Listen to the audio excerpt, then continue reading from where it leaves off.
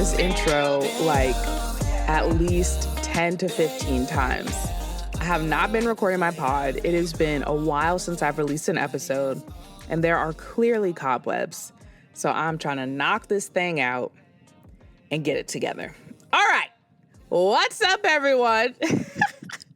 Thank you so much for tuning into the UVU podcast. It's a place, a community where we believe the best version of you is the one that God created. And I'm your host. My name is Janae Bowens. I am so grateful that you decided to tune in today. It is my prayer that God would use this podcast, that he would use this message to bless us all in such a beautiful way. All right, y'all. So we are in July, past the 4th of July. So we in there, right? Yeah. Okay. Which means we are officially at the second half of 2026. And my prayer for all of us is that the second half of 2026 is more God aligned than the first half of 2026. What does that require? Well, it requires a few things. What I want to touch on today is silence and solitude. Silence and solitude. These things or concepts, ideas, practices, if you will, have been something that I've been really thinking about for the past few weeks. And it's something that I want to increase in my day-to-day life.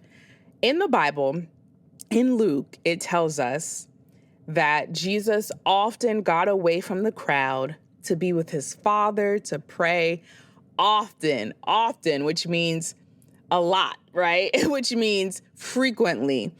And let's think about this. A man that knew no sin did this often.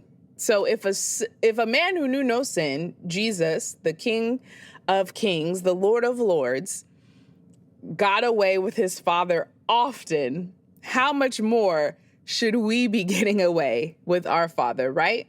How do we know who we are? How do we know who he is? How do we know what he requires of us if we do not spend time with him? And I know silence and solitude seems like such a foreign concept to the world that we live in. It's all about social media. It's being the loudest, being the flashiest, right? There's so many opinions swirling around on social media all the time, whether it's about the church or about pop culture, about what we got going on. It just seems like there is so much noise. People want to get their points across. That person wants to get his point across, her point across. We want to get our points across. We want to show what we're doing. And it's just a lot of noise. And I believe that we've got to really put into practice this silence and solitude. We got to get away. We got to wake up early when everyone else is asleep, or we got to stay up a little extra when the kids are in bed, right? Or when the Lord prompts us to wake up at 3 a.m. in the morning, wake up and pray, spend time with him. Don't worry so much about, what you got going on that day. Oh, I need to sleep. Oh, I need to rest. If the Lord is calling you to wake up, go ahead and wake up. Spend time with him. You need that silence and solitude with your Father. So I had a Devo about silence and solitude. It was so good. And it really helped me get in this mindset of taking that silence and solitude seriously. So I'm going to share it with you guys. So it says, let us tether our peace of mind to the character and faithfulness of God and not to people, events, or circumstances. This is something to meditate on. His presence will revitalize and refresh our souls, leading us with his peace and not the chaos of this world. Y'all, our peace of mind shouldn't be connected to how much money we have, if our hair is done, if we've got the latest clothes, if we went out on a date last night. It should not be focused on any of that. Our peace of mind should be directly connected to God's faithfulness and to his character. He is so faithful. He is a God who cannot lie. He keeps every one of his promises, and he is with us. He loves us. He sees us. He cares for us. And the list goes on. Our peace should revolve around his faithfulness and his character. Amen. Amen. And he's so faithful. We must be led by his peace. It's his presence that revitalizes and refreshes our souls. That is my plea to you for silence and solitude. His presence revitalizes and refreshes our souls. Who needs some revitalizing and refreshing? I know I do, with all the things that I've got going on, with the move, with my daughter. She's young, she's 4, so she needs a lot of care and attention.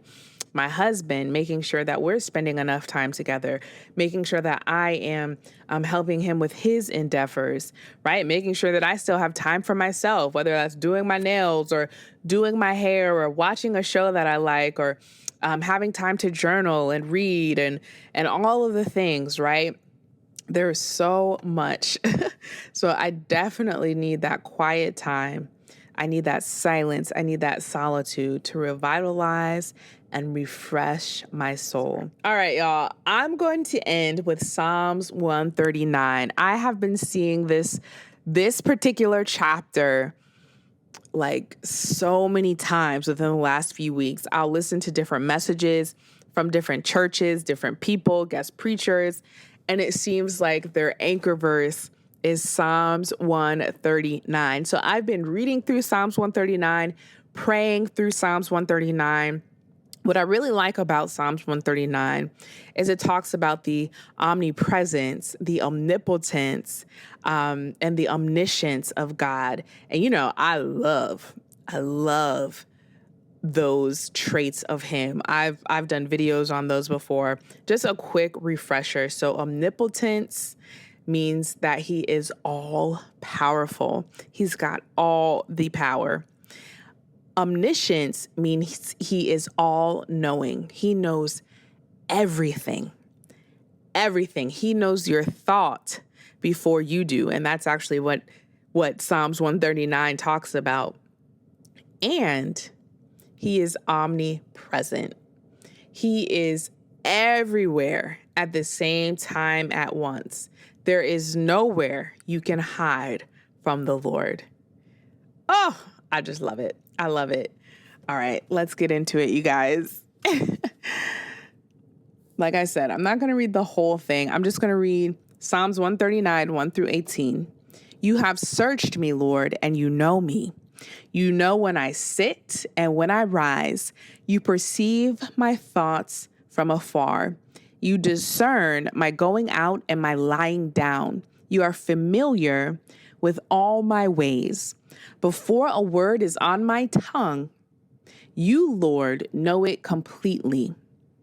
You hem me in behind and before, and you lay your hand upon me. Such knowledge is too wonderful for me, too lofty for me to attain. This is showing his omniscience, all-knowing. He knows your thoughts before you do. He knows what you're about to do before you do. He knows what you're going to say before you do. He is an omniscient God. All right, let's pick up at verse 7. Where can I go from your spirit? Where can I flee from your presence? If I go up to the heavens, you are there. If I make my bed in the depths, you are there. If I rise on the wings of the dawn, if I settle on the far side of the sea, even there your hand will guide me. Your right hand will hold me fast. If I say, surely the darkness will hide me, and the light become night around me, even the darkness will not be dark to you. The night will shine like the day, for darkness is as light to you. This is showing his omnipresence. Wherever you go, he is there. There is no getting away from the Lord. All right, we're going to pick it up at verse 13 and go through 18. For you created my inmost being. You knit me together in my mother's womb. I praise you because I am fearfully and wonderfully made. Your works are wonderful. I know that full well. My frame was not hidden from you when I was made in the secret place. You were made. That is his omnipotence. You were made, his power at work. That is what we're seeing here. When I was woven together in the depths of the earth, your eyes saw my unformed body.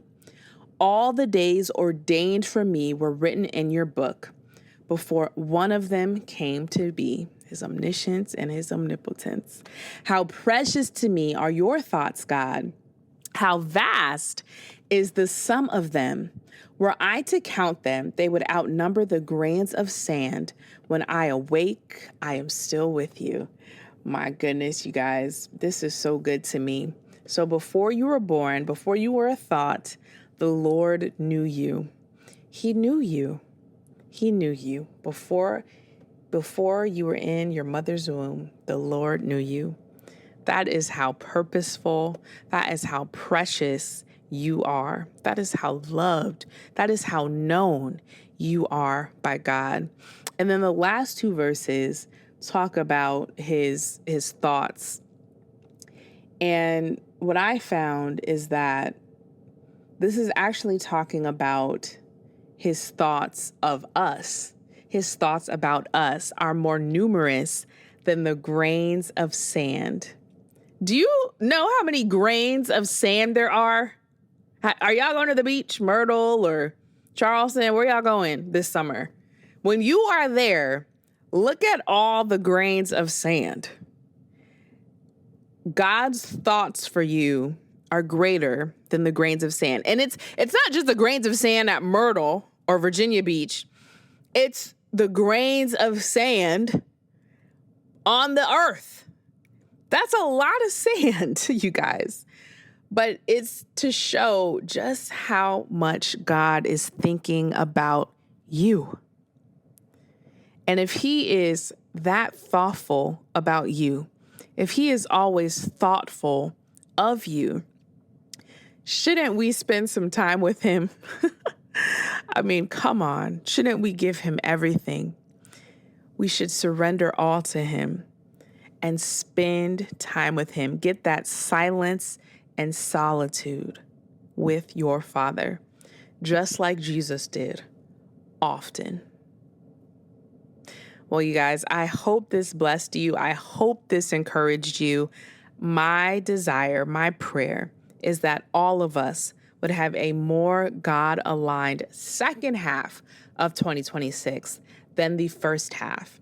And I truly believe that part of doing that, or ways to really accomplish that, is that silence and solitude with your Father, getting away from the noise of social media, the noise of life. You know what noise you got. Get away from it and spend some time with your Father. If this blessed you, I pray that you would share it with someone, like, comment, subscribe, all the things. And I'll see you in the next episode. Love you guys. Bye-bye.